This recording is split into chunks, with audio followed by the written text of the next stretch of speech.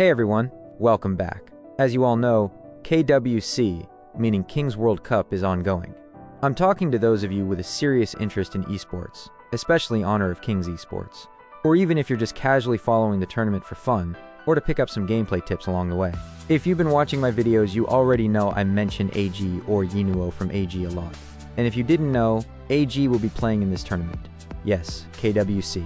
It's one of my favorite teams in the entire Honor of Kings pro scene, and honestly, I've often found myself wondering, maybe you have too.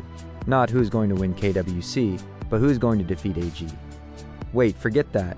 The real question should be, is there any team that can beat AG, the best Honor of Kings team in the world? This team is practically undefeated, unless they decide to throw for fun. It actually reminds me of that one match where they realized how weak the opponents were, and just trolled them by playing Bai Chi in the jungle. Absolute cinema it was, not gonna lie. Me and my friend Zamassassin have been closely watching this KWC, especially him. And the question kept popping up, is there anyone who can even stand up to AG? So I sat down, did some deep thinking and research, and finally found my answer. Well, the answer is simple. AG is going to win this tournament. No team can really defeat AG. Let's be real, it doesn't matter who they face. But, for the sake of the viewers, I wanted to highlight a team or two that could at least create an interesting and entertaining match against them. Not because they'd win, but because they might make the game fun to watch instead of it being a full-on clean sweep. So after some consideration, I came up with two teams that could do just that, and they are Pause Gaming and Nova. And today we're going to watch and react to one really interesting and amazing match from each of the two teams, and try to figure out how good they actually are, looking at things like draft picks, game sense, and all the other small details that matter. First up, we're starting with Pause Gaming. Now, to be honest, I initially wanted to pick a team that had no Chinese background or links at all. But to my surprise, Pause Gaming is technically Chinese. They're from Hong Kong, which kind of feels like cheating, but what could I do? There really isn't any better competition for AG right now, except for Nova, which seems decent. Nothing too extraordinary. So I went ahead and picked Nova too for this video. We're going to kick things off by reacting to Pause Gaming's most recent match, which was against Alpha 7. Specifically, we'll be diving into their second game, because that one had some pretty interesting draft picks. And who knows, you might just discover a brand new combo in there, especially if you're someone who's always curious to learn new things and actually has a squad or friends to try it out with in-game. So let's first talk about the draft. Just to give you a bit of background, in the previous match, meaning the first one, Pause Gaming had picked Shoye as their farm laner, while Alpha 7 went with Arlie in that same role. Now, according to the global BP rules, a team can't pick the same champion twice consecutively. So Alpha 7 couldn't pick Arlie again, and they didn't want Pause Gaming to get their hands on her either, because she's been doing extremely well in this tournament. So they banned Arlie, but then comes the twist. Alpha 7 follows up by banning 4 ADCs. 4 marksmen gone, which, if you think about it, clearly shows their plan. They wanted to completely choke out Pause Gaming's ability to pick a strong farm laner. I guess their thought was, let's corner them into a bad pick, then put pressure on that lane and snowball from there. Because the global hero pool is very limited, and among the ADCs left, like Consort U or Flowborn, none of them really match up well against someone like Lady Sun, especially in high elo competitive matches. So at this point, you'd think Pause Gaming is in trouble, right? Like, what are they going to do without any solid ADCs left to pick? But they surprise everyone with a quick and unique pick. Instead of going for another traditional marksman, they lock in Fuzi for the farm lane, and immediately follow that with Dachao. It's a bold move and could even be the birth of a brand new combo. And what makes this more exciting is how Dachao plays into the strategy. Later on in the match, you'll understand why I said Dachao is currently the #1 roamer in the meta, with Diadia right behind her as number 2. Now back to Alpha 7. They go for Ukyo Tachibana, a pretty solid counter pick against Pei. If you don't know, junglers in Honor of Kings are generally split into 3 categories. First, you have the pure damage carries. Second are what we call blue-collar junglers, kind of like utility junglers. And third is a category called temp. Temp junglers are early game aggressive carries that try to use their early strength to get a gold lead and snowball from there. Both Pei and Ukyo Tachibana fall into that temp category. So this sets up a really juicy early game face-off, a temp versus temp jungler showdown, which always makes for an intense and entertaining match. Also, the entire Pause Gaming comp has a very high room for error. The only drawback is they lack raw damage, but they make up for it with their strong early game presence. As long as they don't fall behind in the early stages, they'll most likely win the team fights. On the flip side, Alpha 7's comp has a much lower room for error, meaning they have to play a lot more carefully and precisely. Let me explain what high and low room for error actually means. Take Lady Sun from Alpha 7 for example. She has low room for error because if she even steps forward just a little too much, Fuzi can flash ult her and that's it. Teamfight lost. One small misstep from her can completely swing the fight. Meanwhile, Fuzi has high room for error. He's tanky, he can engage or peel, even mess up a little, and still survive or contribute. He's way more forgiving to play. That's the key difference here. Alpha 7 has to be sharp and coordinated, while Pause Gaming can take more risks and still come out ahead. I think I've yapped enough about the draft here. Let's finally watch the actual match. They are doomed, exactly. They've been an Alpha 7 Esports currently. As you can see, Dyadia comes to the mid lane first, which was actually a good thinking, just in case Pei and his teammates tried to invade their jungle buff early. But that doesn't seem to be the case, probably for two reasons. Maybe Pause Gaming felt they didn't have enough raw damage to risk an early fight, and also the enemy jungler is Ukyo Tachibana, someone just as strong as Pei in the early game. They will advance towards the King's group and they... Did you catch something odd here? Instead of helping Fuzi in the farm lane, who's a melee hero facing a ranged marksman and roamer, Dachao actually goes to assist Biron first. It's either because they really want to pressure Alpha 7's clash lane early on, and slow down Fatih's farming so he won't be a problem in the late game. Plus, Fuzi is tankier than Lady Sun and clears the wave faster, so he can safely hold the lane until Dachao rotates to him. And most importantly, Pause Gaming likely doesn't want Alpha 7 catching on to their strategy, which we're about to see unfold pretty soon. Prizes as well, right? I mean, there's still quite a lot of favorite teams within. Here, Mai Shiranui actually does a good thing by rotating to the clash lane to poke and support Fatih, who's getting bullied hard by Dachao and Biron. But the problem is, she overstays. Take a look at the mid wave. Her jungler had to clear it for her, which in itself is a good call because leaving the wave would have just wasted valuable gold and XP. But remember, Mai Shiranui is a gold-hungry mage. Her burst and overall impact rely heavily on her items. Missing even a single wave in this kind of high-level competitive match, where every bit of gold counts, can really set her back. She should have just poked and retreated back to clear her wave instead of overstaying here, where she'll likely score no kills at all. Dali and Fury, they get the early tempo starting to impact these team fights. So obviously with Fengjie into the bottom side of the map, we'll be looking to see something like the spark. Biron and Dachao pressuring the lane while also taking neutral objectives is giving Pause Gaming a solid early advantage. Dachao stayed until they secured their first spirit chest, which shows just how well coordinated and intentional their movements are. After that, she finally rotates back to the farm lane to support Fuzi. This entire sequence from her was really well thought out, controlling early objectives, applying pressure where it hurts, and then returning to stabilize her own lane. A clean, smart play. To this pick, because it's generally the go-to, right? Exactly, the Spark Swords Dagger, the Glacial Buckler, once those... Mai Shiranui stealing the pigs from Pause Gaming was actually a good move, since she's slightly behind in gold compared to her mid lane counterpart, Yixing. Now, it might seem like a small thing, but grabbing whatever gold you can, even jungle pigs, is often how you slowly turn the tide in a match. Let me show you the gold difference between Mai Shiranui and Yixing, even after she steals those pigs. You know that he can't get out. Yes, Byron. As you can see, she's still behind by about 100 gold, which tells you how wide the gap was before the steal. Gold lead, not looking too stark here, but speaking of stark, it's going to be Snow getting this 2v1 here. Yixing comes through. Xiao Yang. As you've seen, both Fatih and Mai Shiranui tried to gank and kill Biron, but they couldn't. Why?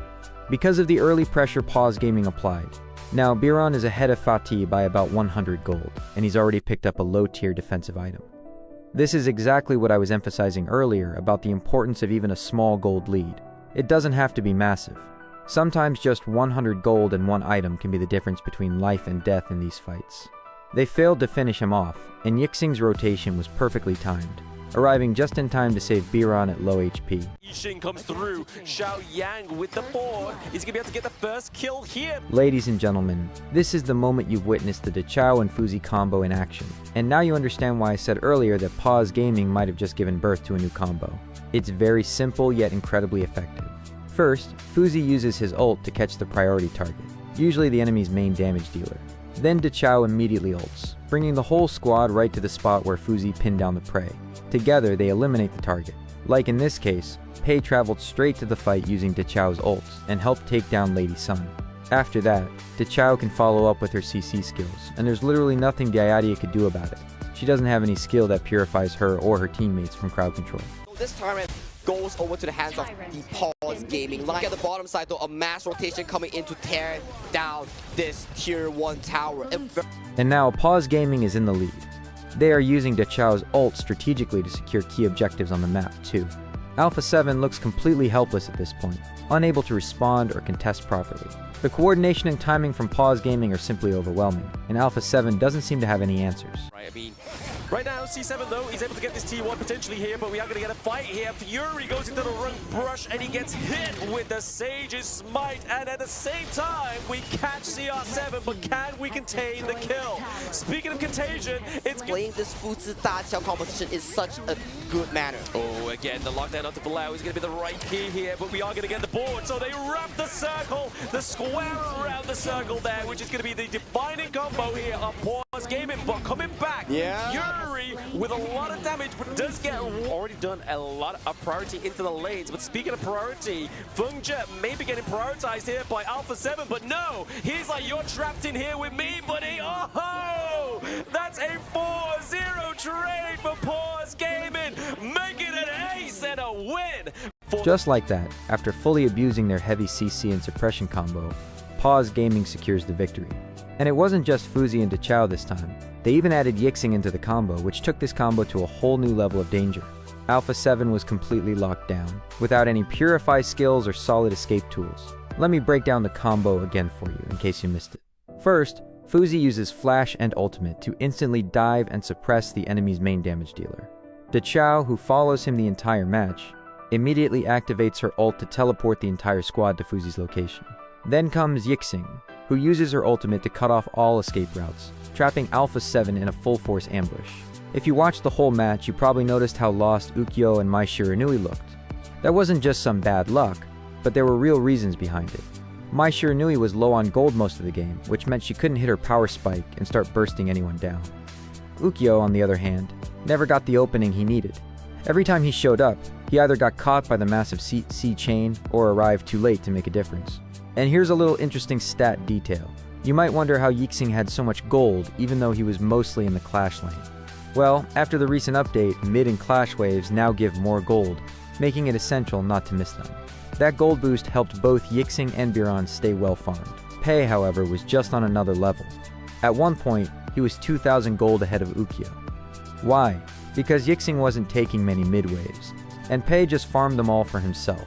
That's how he snowballed and became a dominant force by mid-game. But make no mistake, the real MVPs of this match were Fuzi and Dachao. Their synergy, decision-making, and timing created a lethal combo that Alpha 7 simply couldn't answer. Now you may say Pause Gaming is capable of coming up with such a good strategy at the last moment and win the game. They would definitely give a good fight to AG. But my friends, let me reveal a secret to you. Actually, AG was the one who came up with this strategy long before. Yes, they've used the Fuzi plus Dachao combo to even win a championship. Let me show it to you. Always do it on my own, so I gotta get through it. And the only thing I know is to love what I'm doing. Never give up, never slow, till I finally prove it. Never listen to the no's, I just wanna keep moving. Keep my head up when I act, head up, that's a fact. Never looking back, I'ma keep myself on track. Keep my head up, staying strong, always moving on. Feel I don't belong, tell my thoughts to move along. Push myself to be the best, die with no regrets. Live with every breath. Now, about the second team, Nova. We'll be watching their third match against OG and analyzing their draft, game sense, and more. You'll also notice a new jungle rotation strategy in this match, so let's get into it. Looking at their draft, it's clear Nova has a strong setup. They've got 3 damage dealers and a solid tank to hold the front line. The combo of Mozi and Ganon-Mo is also very scary. If done right, Ganon-Mo can burst down enemies super fast. OG's draft, on the other hand, has one big problem. They don't have heroes who can dive into Nova's backline and finish off their carries. That puts them at a disadvantage right from the start. Mayane is also going to be a big problem for OG. She can stay hidden, use her combo quickly, and take out any squishy hero who isn't careful with their position or vision on the map. OG does have crowd control heroes like Yixing and Yu Huan, but that might not be enough to stop Nova's marksman, Derenji. He has Cleanse in his kit, which lets him remove CC and stay safe during fights. You might think Oghren could go full tank and soak up Nova's damage for his team, but that won't work well either. Mozi's stun can catch him and mess up his timing to finish off low health enemies. His execution range isn't very big, so even a short stun can ruin it. And right after that, Ganon-Mo can jump in with big damage. Even if Oghren builds tank, he might not survive his burst. Okay, enough yapping. Let's watch the match now. Both Oghren and Agudo are strong at early game invades. That's why Mayani didn't clear her lane at first. She went to help Aguro at the red buff. OG did the same by sending 3 players to mid to protect their jungle, because if Aguro sneaks into their side, she can quickly steal a buff with her passive. I think it's okay. It really is a comparison of combinations. Oghren tried to steal Agudo's pigs, but she used her smite just in time to secure them, leaving Oghren with nothing and forcing him to retreat. That's not good for him. Every second counts. Now, Aguro will finish clearing her jungle faster and rotate sooner, while Oghren will fall behind and even reach level 4 later than her. Onto on. Okay, like look, Flowborn Marksman. Like I said, it hasn't even been 1 minute and 20 seconds, and Aguro is already level 4, while Oghren is just about to start clearing his red side. That early invade was a risky play, and since it didn't work out, he's now paying the price for it. You can even see the gold difference. Aguro is already 100 gold ahead of Oghren. She's done clearing her jungle and has now moved to the mid wave, and she'll gain even more gold after clearing it. But what happens next is actually pretty surprising. Oghren suddenly shows up, clears not just 1 but 2 waves that his smart teammates were holding for him, and he ends up with a 300 gold lead. That's kind of funny. And it looks like OG might be back on track now. DY, the furball right on top of him. Dao should be backing off though. Yep. This game has twin twists. A small fight breaks out here, but no one dies. Still, there's something worth noticing. It's Gan and Mo's damage. Just look at how strong it is, even this early in the game. Muji, they're looking. Oh, they're looking, but Yixing and Yuhuan tried to gank Derenji, but I guess they didn't have long enough. It was a smart move by Derenji to leave the turret and back off as far as possible to stay alive. Meanwhile, his teammates noticed Oghren on the Clash side and saw that his red buff had respawned. They took that chance and successfully invaded his red, putting Oghren at a disadvantage. Great game sense by Nova to punish him when he wasn't around. Got the force field suppression. The board has now been set up. Oh no! To go, but the tyrant has already been picked up. Nova also managed to steal the Tyrant from OG, even though Oghren had Smite. He was forced to back off or he would have been taken down by Ganonmo's burst, so he couldn't contest it properly. That's another setback for OG, and from here, things just kept going downhill for them. They had to retreat with low HP. Also, Nova's jungle timing was perfect. Their blue buff spawned right after they took the Tyrant. If it had spawned earlier, OG might have tried to invade it, which is common in KPL matches. Usually, after a team takes an epic monster, the enemy tries to steal their buff, assuming they already used Smite. Nova even gave their red buff to their marksman, while Oghren couldn't even get his own. Nova kept invading and stealing his red buff, putting constant pressure on him. Pressure on this as well. The board has been laid out. They want Wendy. They find Wendy, and Keka goes right in with that Storm Strike and finds first blood, and it looks like he's going to be traded away. Dao just way too deep. Muchet is going to be killed as well, and they make him them pay. And Muchi now on the run. Keka just trying to stay alive. OG lost this team fight mainly due to poor positioning. Yixing and Biran were too focused on trying to kill Gan and Mo, and instead of using his ultimate on the entire team, Yixing only used it on Gan and Mo. This split OG into 2 separate groups, while Nova stayed together and easily won the fight. After that, Nova took full control of OG's jungle and didn't let them get any gold from it. As a result, OG fell behind in farm. A few more teamfights happened after that. Decides to go in, finds Keka with that force field suppression. CY taking a decent amount of damage. It looks like they're going to go for this one. The passive keeping Wen alive. No, he's going to be shut down. Xuan still up in front. 3 members down from OG already. And eventually the match ended. The takeaway from this match is simple. Once you win a team fight, gain control of the jungle and keep stealing whatever you can whenever you get the chance. Also, only take risks when you've measured the outcome. These were the teams I believe could put up an entertaining fight against AG. If I had to guess, I'd say Pause will be the one facing AG, and I'm really excited for that. But before that, AG will be up against Alpha 7 on July 24th, which I'm super hyped about. I know this analysis wasn't perfect, but it was my first attempt. I'll definitely do better next time, especially when I'll be breaking down AG's gameplay and explaining their playstyle in detail. So stay tuned, like this video, and don't forget to subscribe to my channel. You can also support me by hyping this video. Yes, YouTube has a new feature where you can hype up to 3 videos per week, and hyped videos have a better chance of appearing at the top of search results or leaderboard. So please hype this one, and I'll see you in the next video. Love y'all. There's just too many juicy boys.